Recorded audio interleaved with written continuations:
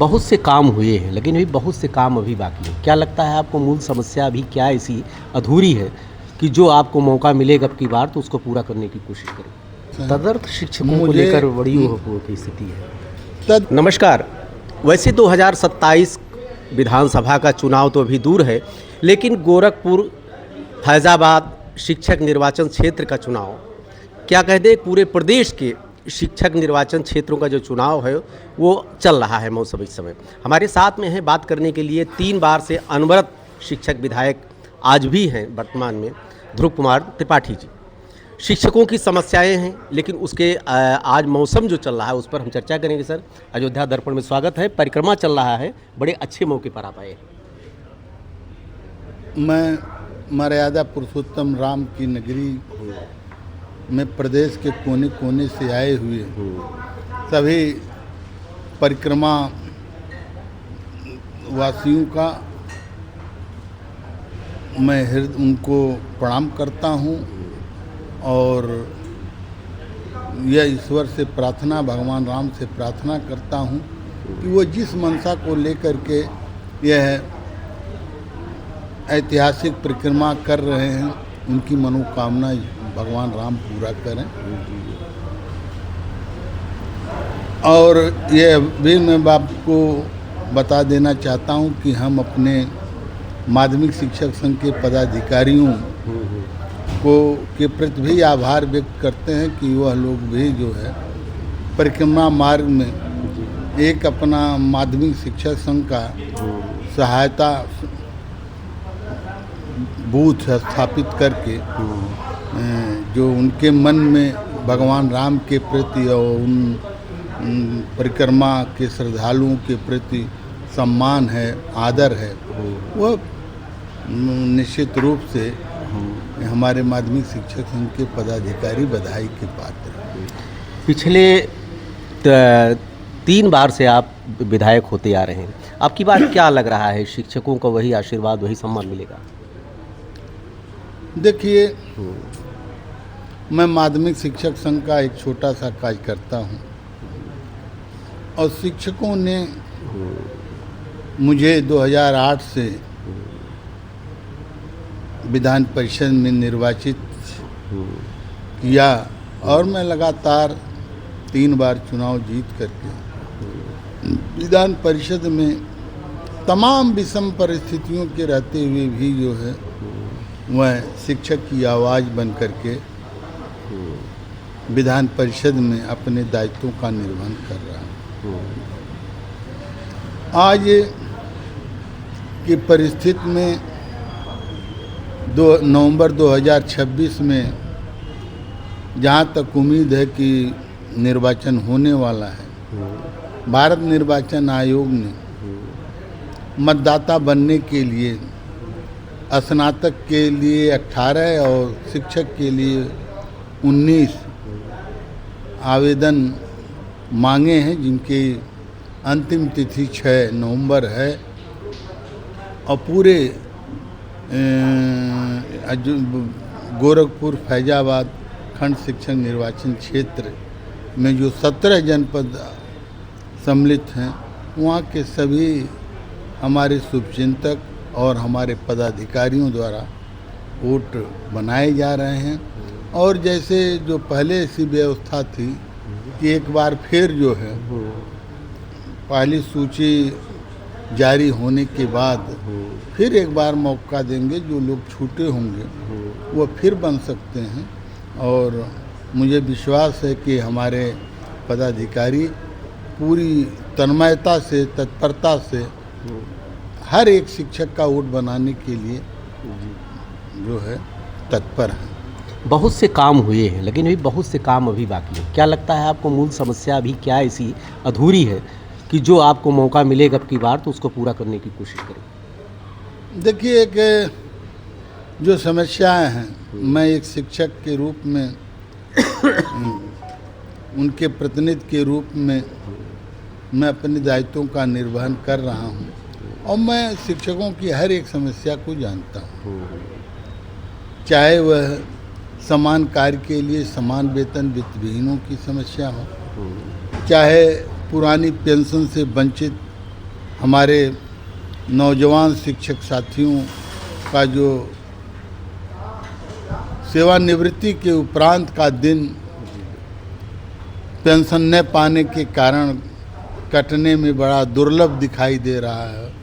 वो समस्याएं हों, चाहे तदर्थ के हों, चाहे विषय विशेषज्ञ हों, चाहे व्यावसायिक के हों, चाहे स्थानांतरण के हों, सब या मेडिकल सुविधा की हो।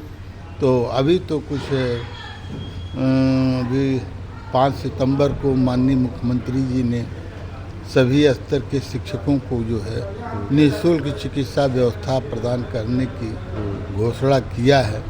अभी कोई उसका प्रारूप नहीं आया है, अब आएगा तो कब तक प्रारूप आ जाएगा? क्योंकि बहुत सी घोषणाएं हुआ करती हैं, वो कागज तक ही सिमट के रह जाती हैं। देखिए, चुनावी वर्ष है, कहीं ये चुनावी घोषणा न बन जाए, ये भी समस्या। चुनावी घोषणा की बात नहीं है। शिक्षक दिवस के अवसर पर माननीय मुख्यमंत्री जी ने घोषणा किया है। शिक्षक विश्वास करता है जी, और यदि कोई अविश्वास की परिस्थिति ला देता है तो चाहे जितनी भी भारी शक्तियां हों, सबको अंजाम भुगतने पड़े। क्योंकि शिक्षक इस समाज का बुद्धिजीवी वर्ग है और वह राष्ट्र निर्माण की भूमिका का निर्वहन करता है। और मुझे विश्वास है कि माननीय मुख्यमंत्री जी उसको जल्दी ही उसका प्रारूप, उसका हर शिक्षक को लाभान्वित करने के आदेश, समुचित आदेश जारी करेंगे।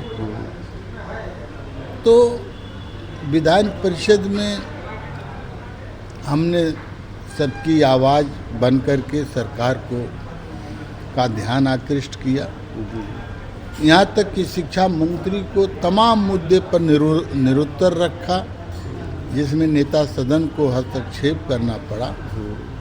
और चाहे अभी मैं आपको बताऊं कि विषय विशेषज्ञों को विज्ञापन के आधार पर पुरानी पेंशन में सम्मिलित करने हेतु माननीय उच्च न्यायालय इलाहाबाद ने कमलेश राय बनाम सरकार में शीघ्र विज्ञापन को आधार मान करके निर्णय लेने का निर्देश जारी किया है। प्रतियां उपलब्ध करा दी गई हैं। अब सरकार के पल्ले में है और सरकार कहाँ तक लग तो रहा था कि बहुत जल्दी हो जाएगा, अभी 2 महीना पहले, लेकिन अभी तक कहाँ तक बात पहुँची इसमें? जहाँ तक मुझे पता चला है, कोई पुष्ट खबर नहीं है, लेकिन जो चलते चलते बात होती है तो उसमें यह बताया जा रहा है कि उसकी पत्रावली शासन में चल रही है। अब क्या सत्यता है, क्या परिणाम आए, हम तो प्रमाण पर विश्वास करते हैं, परिणाम पर विश्वास करते हैं। और आपको मैं पूरी जिम्मेदारी के साथ कह रहा हूँ कि मैंने पूरे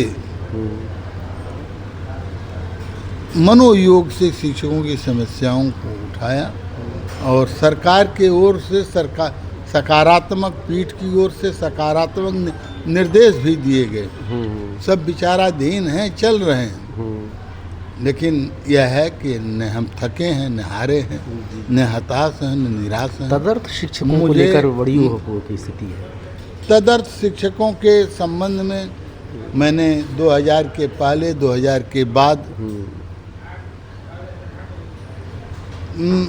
के संबंध में विधान परिषद में सरकार का ध्यान आकृष्ट ही नहीं कराया, जोरदार से उनका पक्ष रखा, जिस पर सरकार जो है विचार करने के लिए,